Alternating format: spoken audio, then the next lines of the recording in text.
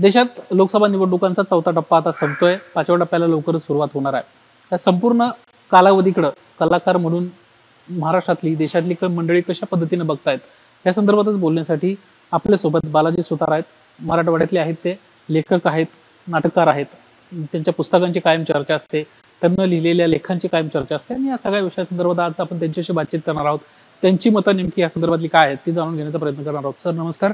ज्या पद्धतीने सध्या महाराष्ट्रामध्ये निवडणुका सुरू आहेत, चौथा टप्पा आता पूर्ण होतोय, कसं बघता एक कलाकार म्हणून, एक लेखक म्हणून या सगळ्या पिरियडकडे?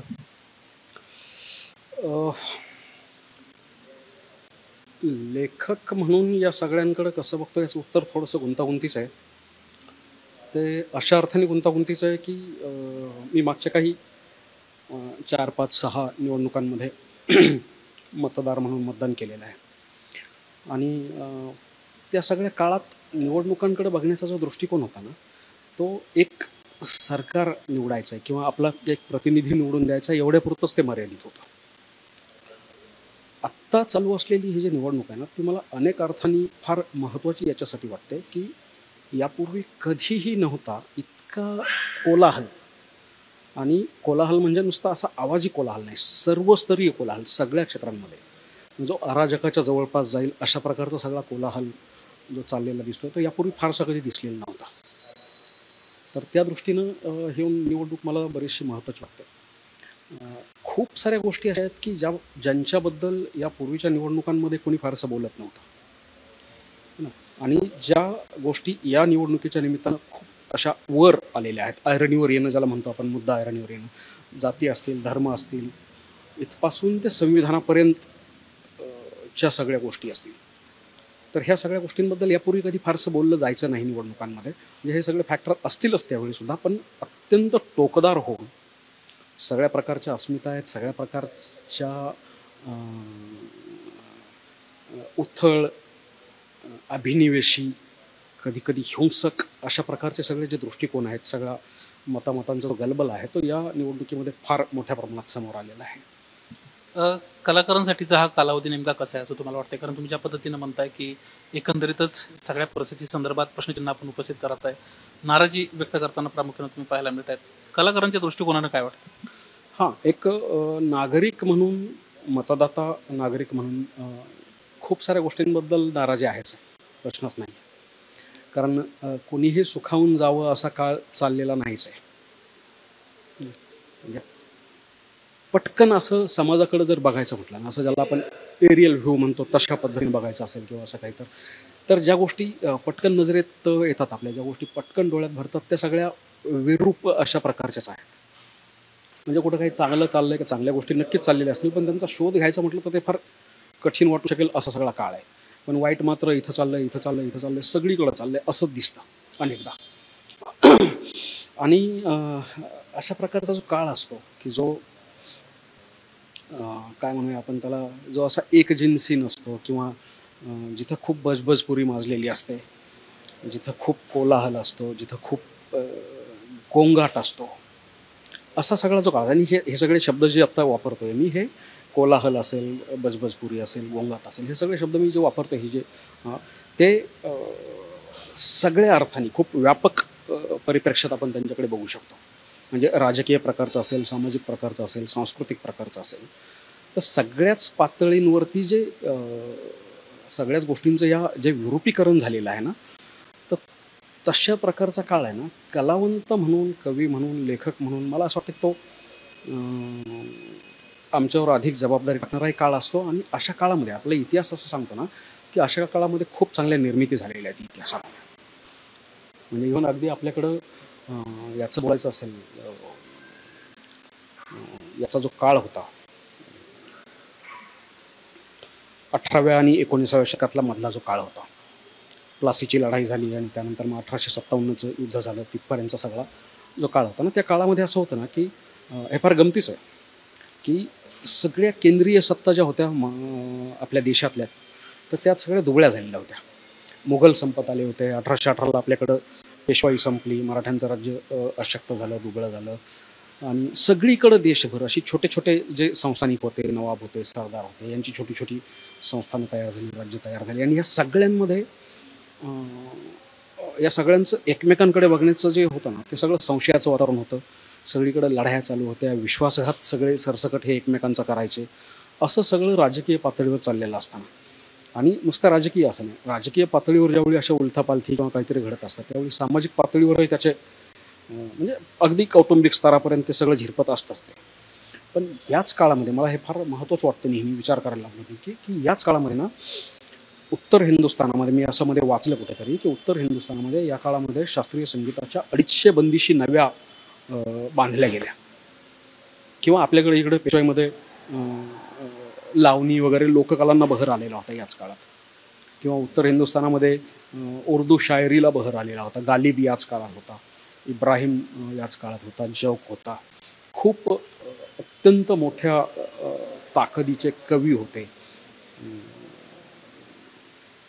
कलावंत होते, विचारवंत होते. म्हणजे राजाराम मोहन रायांसारखा माणूस तिकडे होता. आपल्याकडं याच काळामध्ये महात्मा ज्योतिबा फुले झाले ना, ते बाबासाहेबांपर्यंत. असं खूप या सगळ्या लोकांना आहे ना, म्हणजे अशा प्रकारची जी माणसं असतात ज्यांना आपण एक थोडंसं सर्वसामान्य माणसापेक्षा थोडंसं वेगळी माणसं आहेत असं ज्यांच्याबद्दल आपण म्हणतो. लेखक असतील, कवी असतील, विचारवंत असतील, सामाजिक नेते असतील, सामाजिक चळवळी चालू करतात, ते सगळे. या सगळ्यांसाठी ना हा खूप काही करून दाखवता येण्यासारखा काळ असतो असं मला वाटतं. सर, खरं तर या सगळ्या पिरियडबद्दल तुम्ही चिंता व्यक्त करताय. असं काय तुम्हाला अनुभव आला की तुम्हाला थेट तुम्ही 1800च्या कालावधीला सध्याचा पिरियड जोडताय किंवा ज्या पद्धतीनं महाराष्ट्रातली देशातली परिस्थिती आहे याचं वर्णन तुम्ही करताय, असं काय तुम्हाला जाणवलं? कलाकार म्हणून असेल, सर्वसामान्य नागरिक म्हणून असेल, आता मतदान पार पडत आहे तर मतदारांशी एकंदरीतच या सगळ्या परिस्थितीशी बोलताना खूप गंभीर स्वरूपाची मुद्दे तुम्ही या ठिकाणी मांडताय. नाही, मला वैयक्तिक स्वरूपाचा अनुभव म्हणण्यापेक्षा मी जी निरीक्षणं करतो, म्हणजे आत्ता राजकारणात काय चाललंय, समाजकारणात काय चाललंय वगैरे, असं ज्यावेळी मी बघायचा प्रयत्न करतो ना, त्यावेळी मला असं वाटतं की हा काळ त्या काळाशी जुळणार आहे. कोणाला कोणाबद्दल प्रेम फारसं वाटतंय असं दिसत नाही आहे, कोणाला कोणाबद्दल विश्वास वाटतोय असं दिसत नाही आहे. कोणी खरं बोलतोय, म्हणजे एखादा माणूस उभं राहून भाषण करतोय तर तो खरं बोलतोय असं कोणाला वाटत नाही आहे.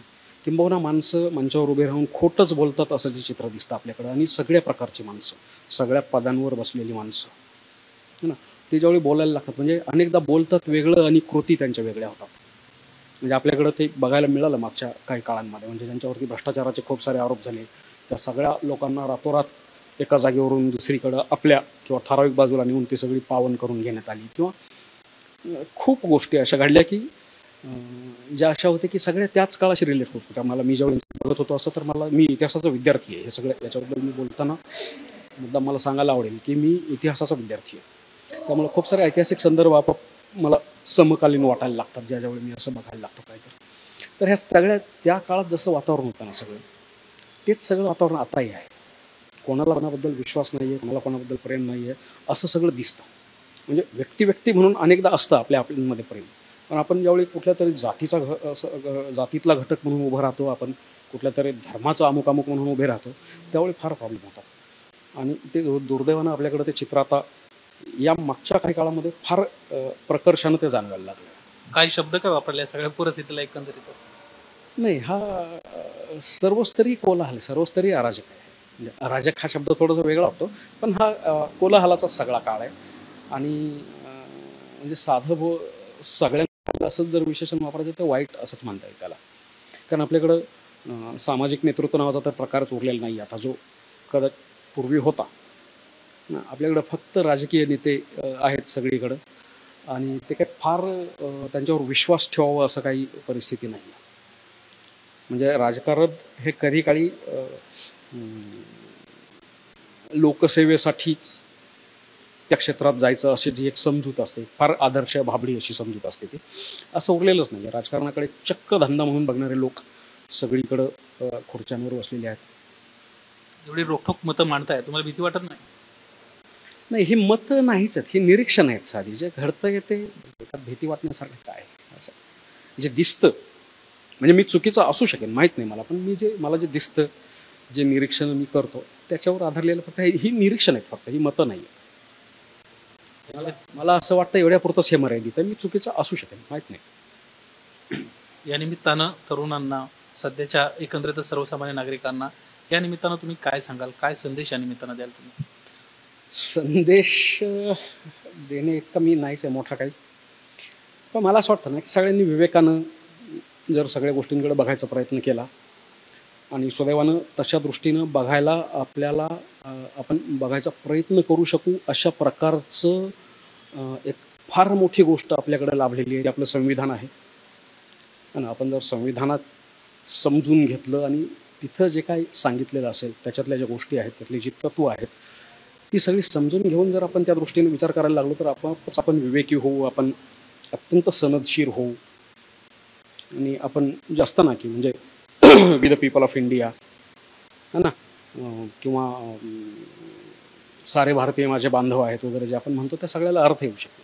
भारत माझा देश आहे आणि सारे भारतीय माझे बांधव आहेत, इथल्या विविधतेचा मला अभिमान आहे वगैरे जे सगळं आपल्या प्रतिज्ञेमध्ये असतं शाळेपासूनचं, तर त्या मार्गाने जाणं, ते विचार मनात बांधवून घेणं, ते अंमलात आणायचा प्रयत्न करणं याच्या इतकी चांगली गोष्टच नाही आहे. सगळ्यांनीच तो प्रयत्न करायला पाहिजे. माझ्यासाठी सध्या प्रामुख्याने चर्चा पाहायला मिळते. अनेक सध्या जे खासदार सत्ताधारी पक्षातले ते असं म्हणतात की संविधानामध्ये बदल करायचा आहे.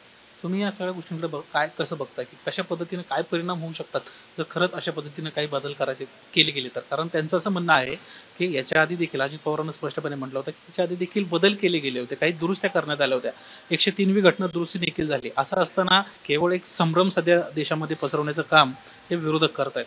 तुम्हाला काय वाटतं की काय नेमकं असू शकेल किंवा हे कशा पद्धतीनं प्रयत्न सध्याचा दिसतोय सध्या सरकारचा किंवा व्यवस्थेचा? नाही, अशा प्रकारचा प्रयत्न हे मी वाचलं, वर्तमानपत्री बातम्या मी याच्या संदर्भातल्या वाचल्या किंवा टी व्हीवर मी कधी क्वचित कोणी असं बोलताना ऐकलं असेल. पण अशा प्रकारचा प्रयत्न कोणी करू नये असं मला वाटतं, कारण ती चांगली गोष्ट नाही आहे. कारण आपल्या ह्या सगळ्या इतक्या काही हजार जाती असतील आपल्या देशात, काही म्हणजे शेकडो जाती असतील, कित्येक पंथ आहेत, कित्येक धर्म आहेत, सगळ्यांच्या प्रथा परंपरा वेगळ्या आहेत, सगळ्यांची जीवनशैली वेगळी आहे, सगळ्यांचं खाण्यापासून वस्त्रांपर्यंतच्या सगळ्या गोष्टी वेगवेगळ्या आहेत. असं सगळी जी विविधता आहे सगळी है ना, या सगळ्याला एकत्र ठेवायचं असेल तर त्यासाठी जी गोष्ट आवश्यक आहे ती संविधान हीच आवश्यक आहे. म्हणजे सगळे भारतीय माझे बांधव आहेत असं आपण ज्यावेळी म्हणतो ना, तर त्यावेळी मग बाकीचं काही उरतच नाही ह्याच सगळ्या गोष्टी. आणि ते बदलू असं जर कोणी म्हणत असतील तर मला वाटतं त्याच्या इतकं वाईट काही नाही आहे. त्यांनी तसं करायला किंवा आणखी ज्यांच्यामध्ये कोणामध्ये हे असेल त्या सगळ्यांनी त्यांना त्याच्यापासून परावृत्त करायला पाहिजे. ती काही चांगली गोष्ट असणार नाही आहे. पण मला वाटत नाही तसं कोणी करू शकेल असं. त्या चर्चा लोक करतात याचं मात्र वाईट वाटतं. शेवटचा प्रश्न, या सगळ्या परिस्थितीच्या निमित्तानं तुम्ही आपली जी निरीक्षणं आहेत ती मांडली. ही निरीक्षणं काही काव्यांच्या स्वरूपात असतील किंवा काही ओळी अशा काही लिहिल्या असतील एबीपी माझाच्या प्रेक्षकांसाठी जाता कविता आत्ता नाही आहे अशी, म्हणजे आठवायला लागेल, माझ्याकडे तयार नाही आता किंवा माझ्या जवळ नाही आहे लिहिलेली. पण कविता ही लिहिल्याच पाहिजेत, या काळावर असाच काळ आहे. या क्षणी कविता नाही आहे माझ्याकडे आता तशी, किंवा मला पाठ नाही. धन्यवाद सर. आमच्याशी मी याच्यावरती लिहायला पाहिजे, बोलायला पाहिजे असं मला वाटतं. मला एक ब्रेख्त जो ब्रेख्त त्याचं एक कोट अवतरण मी मागे एकदा वाचलं होतं. ते मला फार कवींच्या संदर्भात मला ते आवडतं नेहमी. ते मुळातलं ते इंग्रजीतच असणार ते, पण मी वाचलं त्यावेळी, ते पहिल्यांदा वाचलं मी त्यावेळी ते हिंदीत होतं आणि त्यामुळे ते माझ्या हिंदीतच मला ते लक्षात राहिलं होतं. ते असं होतं की वे नहीं पूछेंगे कि उस समय अंधकार क्यों था, वे पूछेंगे कि उस समय के कवि चुप क्यों थे. तर ही कवींची जबाबदारी असते. मला असं वाटतं की कवींनी बोलायला पाहिजे, कवितेतून बोलायला पाहिजे, सगळ्याच यांनी बोलायला पाहिजे. आत्ता ह्या क्षणी जरी कवितेतून मला बोलता येणं अवघड असलं, कारण कविता मला पाठ नसतात माझ्या स्वतःच्या, तरीसुद्धा कवींनी या सगळ्यांकडे बघायला पाहिजे असं वाटतं मला. धन्यवाद सर आमच्याशी बातचीत केल्याबद्दल. आपण पाहतोय आत्ताचा हा एक महत्त्वाचा कालावधी आहे आणि या कालावधीमध्ये कवींना बोललं पाहिजे, कवींना लिहिलं पाहिजे, अशा पद्धतीची या निमित्तानं एक भावना बालाजी सुतार यांनी व्यक्त केली आहे. एबीपी माझा, उघडा डोळे बघा नीट.